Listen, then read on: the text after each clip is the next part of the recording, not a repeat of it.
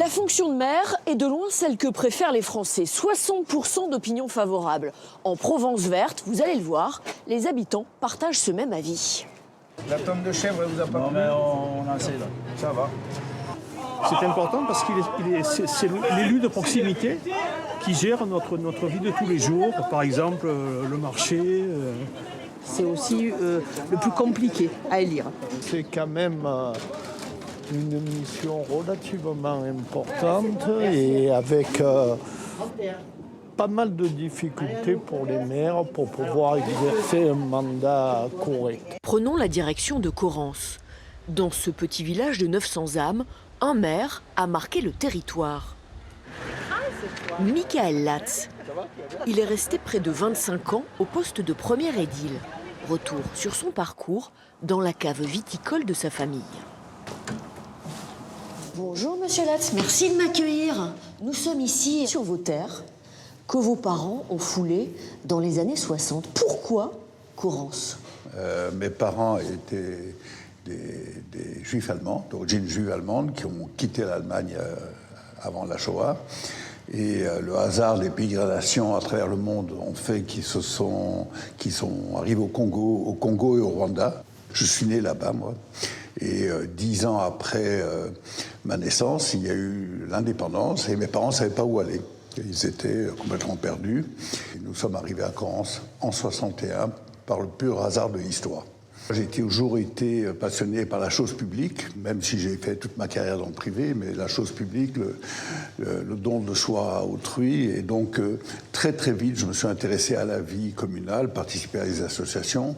Très vite, j'ai été l'adjoint du maire de l'époque.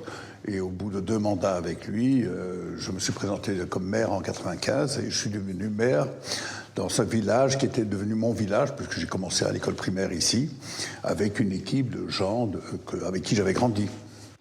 Cet agronome de formation a très vite entraîné les habitants dans la direction du bio, faisant de Corrence le premier village bio de France. Michael Latz a choisi, il y a 6 ans, de quitter la mairie. J'ai été chaque fois élu au premier tour, ma liste complète, parce que les gens, il y avait un contrat clair entre eux et nous, et avant chaque élection, j'expliquais le bilan de ce que j'avais fait et surtout ce qu'on allait faire après. Toujours autour du thème l'agriculture biologique, le développement durable, la création de valeur sur le village.